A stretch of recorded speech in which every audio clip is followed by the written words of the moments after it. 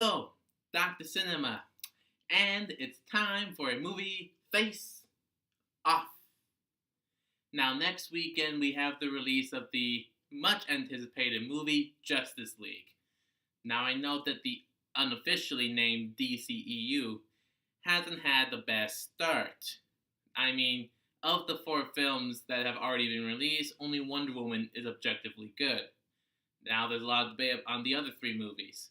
And one of those movies we're going to take a look at today in anticipation for Justice League. We're going to be comparing the 1978 film Superman against the 2013 Cinematic Universe Launchpad Man of Steel. Now, these two movies, they're actually, I think, out of all of the live action movies, they're the only two Superman origin stories. So I figured that would be a better movie face off. I originally was going to do it against Superman 2 since has General Zod, but I figured since they're both Superman origin stories, and most people tend to think that the first Superman movie is the best of the Christopher Reeves movies, I'm going to use that one. So, both Kryptonians against each other. Let's do this. 5 rounds. Let's go. Round number 1. Story. Now, since they're both Superman origin stories, a lot of it is actually pretty similar. Starts off on the planet Krypton on the verge of destruction, where Jor-El and his wife send their son, Kal-El, future Superman, to Earth before Krypton is destroyed, and the child lands in Kansas, where he's raised by the farmer family, the Kent family, where he's named Clark Kent, and he's trying to get used to his alien heritage, his powers on Earth with some guidance from his parents a little bit, and eventually he goes up against the big bad in the film as Superman. Now, obviously, there are a lot of differences between the two movies, mainly the villains. The villain of the first Superman movie is Gene Hackman's portrayal of Lex Luthor. And Lex Luthor is basically the number one Superman villain. I mean, there's really no doubt about that. I mean, you have all these other great Superman villains, including General Zod, and Brainiac, and Doomsday, but most people tend to think it's Lex Luthor's number one. And the big bad is pretty enjoyable. Lex Luthor is fun to watch, and he is a genius mastermind, so it's fun to see him try to plan out something to defeat Superman. And what's his big plan in the movie? Basically land development? Huh? Yeah, so Lex Luthor wants to sink the west coast of the United States into the water so that the property he owns on the western side will go up in value. And he plans on doing this by sending missiles across the country, which is weird. Now, I know these films are supposed to be campy, the Christopher Reeves ones, but land development? That's a little too much of a comic book for a movie. That's just a little too weird. I don't know, that's just me, I guess. Now let's look at the plan in Man of Steel. It's General Zod and his group of Kryptonians that want to wipe out humanity and turn Earth into a new Krypton so that the Kryptonians can once again exist. This plan seems a little bit more standard for a blockbuster film, but the way that's set up and the way General Zod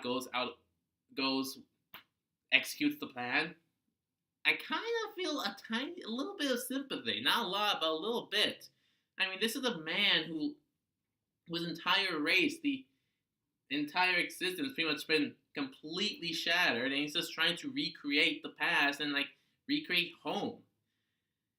And that's actually a little bit more easier to follow than land development. I mean, really, that's just really weird. And now that I think about it, there's another thing about the first Superman movie that doesn't quite make sense.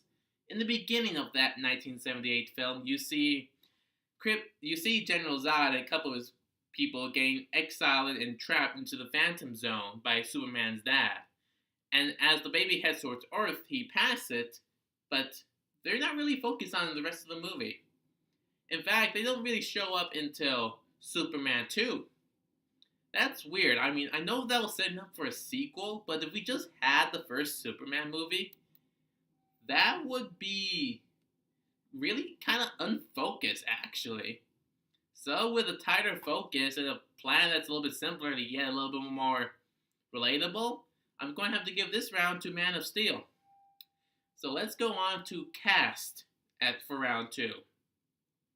Now, I'm going to have to admit the only two people I actually know by name in the Superman movie is Christopher Reeves as the hero and Gene Hackman as Lex Luthor. I don't even know who plays Lois Lane in that movie, but I do recognize Lois Lane from the movie when I see her. Now, for Man of Steel, I know a few more people. You have Henry Cavill as Superman, Michael Shannon as General Zod, you have Russell Crowe as Jor-El, Superman's dad, and Lois Lane is played by, hey, Amy Adams. Hey, girl. Focus. Sorry, kind of a celebrity crush. Anyway, the acting in Man of Steel is, for the most part, pretty good.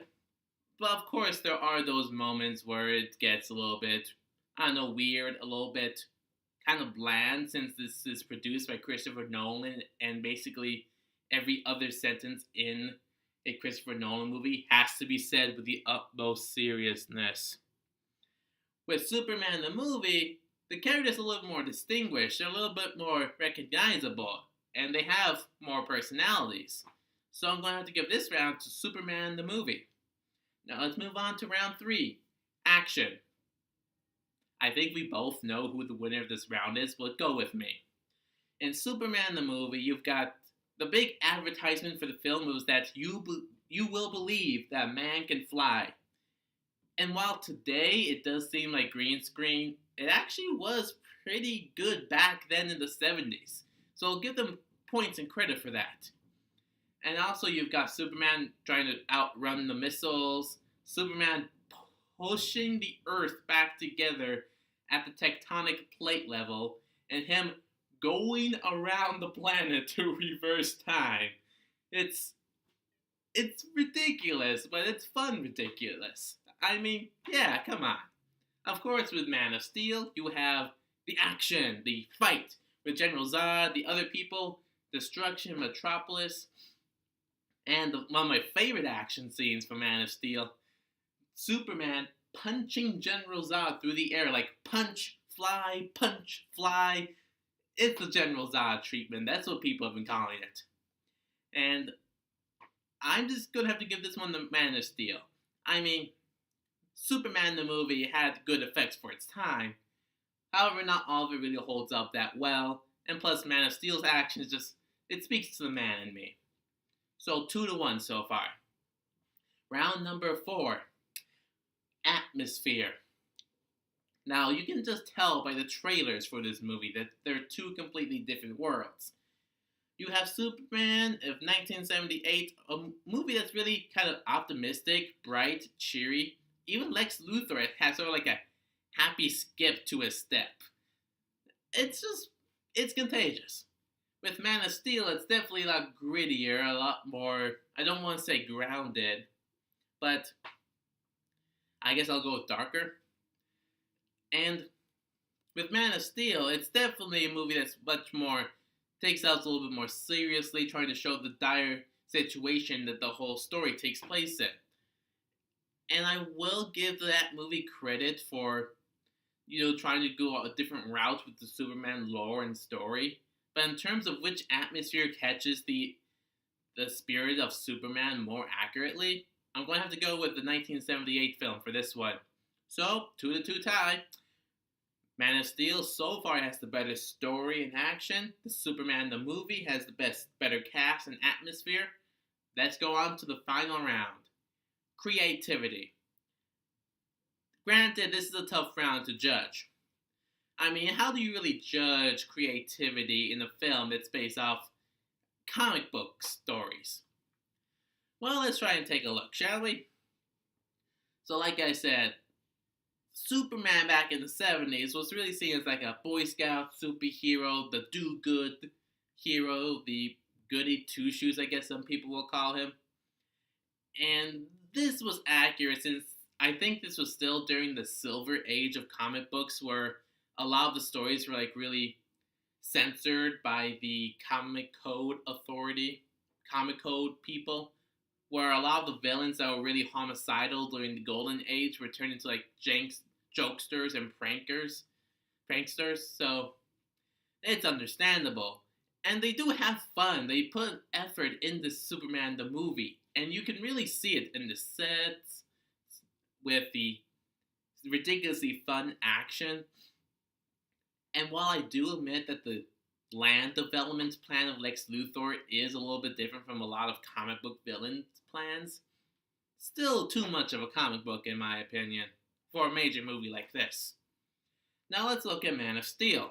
Now, a lot of people criticize Man of Steel for just being too dark, of never even really showing Superman, really giving that true Superman smile.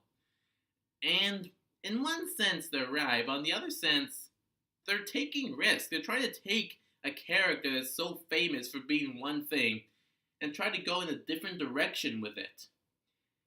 And it's taking risks. It's taking chances with, just making Superman, like, try to show Superman more of a struggle with, like, himself both inside and with the outside conflicts. And it's really a situation we really haven't seen Superman in before. I mean, you could say, like, other Superman movies has showed Superman in a conflict with himself, but it's not to the same way that Man of Steel does it. And this reminds me of the MCU versus the Fox X-Men films, because overall, I prefer the X-Men films over the MCU.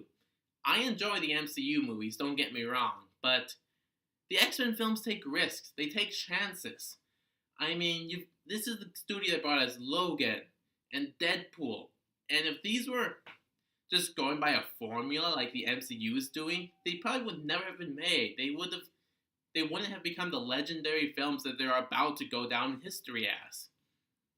So, and also you got the end of Man of Steel. Spoiler alert, the end of Man of Steel where Superman kills Zod. Now, this isn't really surprising. In Superman 2, he kills Zod, but in Man of Steel, it really shows that this tore apart. He had to kill one of the last Kryptonians, one of his own people. And while they didn't really show how much that affected him, like post that neck snapping scene in the movie and in Batman vs Superman, in that scream though, you can actually tell that he is pretty broken up about it. So I'm going to have to give this one to Man of Steel, surprisingly enough. I know, I really hadn't determined who was going to win before I made this video, but I'm going to have to go with Man of Steel. I mean, they took a superhero that is famously known for being one thing, for being a certain style, and they went with something different. And a lot of that, I think, actually worked. So, the movie face-off winner is Man of Steel. Now, I know some of you are going to get really mad about this, considering I just compared it to the first Superman movie. But this was actually kind of closer than I thought it was going to be. So, Superman the movie, I know it's campy and it's kind of ridiculous, but it's fun ridiculous. It's fun campy. So you should really check it out. It only came out 1 year after Star Wars A New Hope, so don't say it's too old of a movie for you to watch. But in terms of which one of the two, I'm going to have to go with Man of Steel. So, yeah, that's my comparison of the two Superman origin movies. What are your personal thoughts on this? Comment down below.